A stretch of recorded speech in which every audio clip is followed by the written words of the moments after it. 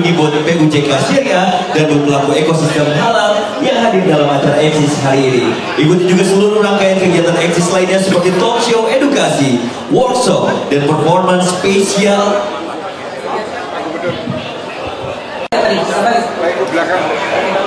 Silakan. Selamat sore rekan-rekan. Kita mau mendorong agar UMKM kita semakin sektor produksinya tumbuh dan bergerak, karena itu akan memberikan impact penciptaan lapangan pekerjaan, impact pertumbuhan ekonomi daerah semakin besar.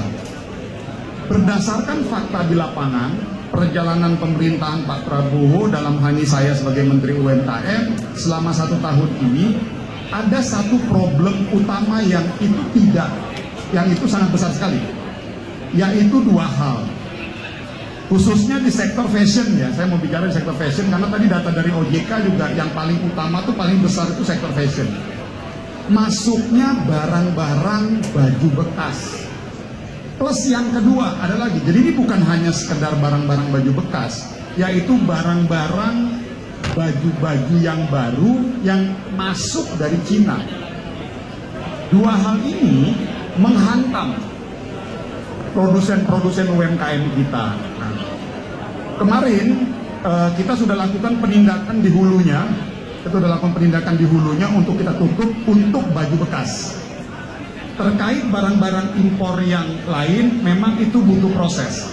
Karena kalau baju bekas secara aturannya sudah jelas.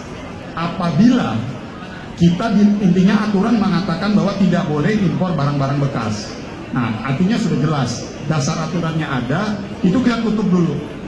Nah, namun tidak boleh hanya sekedar berhenti pada saat menutup saja. Jadi kita harus melakukan pemberdayaan kepada pedagang-pedagang thrifting ini, dan inilah kita dorong untuk nanti ke depan melakukan substitusi produknya. Sekarang kami sudah panggil beberapa asosiasi-asosiasi untuk mempersiapkan dan mendorong, dan kita juga sudah bicara dengan pedagang thrifting ini juga secara prinsip. Oke, cuman ada beberapa hal yang memang perlu kita detailkan nanti. Nah, yang kedua, kemarin saya juga sudah menginstruksikan melalui Deputi Usaha Kecil untuk menghubungi platform-platform e-commerce. Platform-platform e-commerce agar mereka mulai menyetop, tidak boleh lagi memberikan fasilitas pengiklanan terhadap barang-barang thrifting. Dan alhamdulillah tadi pagi kita sudah lihat sudah ada beberapa yang e-commerce yang sudah ditutup. Besok kita panggil. Jadi besok kita panggil e-commerce-nya, kita akan kumpulkan dan kita akan evaluasi, dan tentunya kita akan dorong produk lokal untuk mereka bisa betul-betul difasilitasi oleh e-commerce kita. Jadi semangatnya di situ tuh terkait barang-barang ini. Nah, tetapi yang ingin saya tegaskan bahwa ini tidak bisa sekedar berhenti begitu saja. Saya berterima kasih sama Menteri Keuangan karena ini kan urusannya dari hulu sampai hilir, Mas. Hulunya itu ada di Kementerian Keuangan karena alur barang masuk itu di sana. Yaitu jadi sekarang tinggal kita butuh konsistensi aparatur di Bea Cukai untuk menyetop dulu di situ. Baru nanti di tengah-tengahnya tugas kami. Sekarang ini semua tugas Kementerian UMKM untuk mendorong substitusi produknya serta memanggil, mengkonsolidasikan, mengatur e-commerce yang menjual produk-produk itu. Itu kita tutup. Jadi itu, dan udah muncul juga di beberapa media-media bahwa beberapa e-commerce sudah mulai menyetop dan menutup.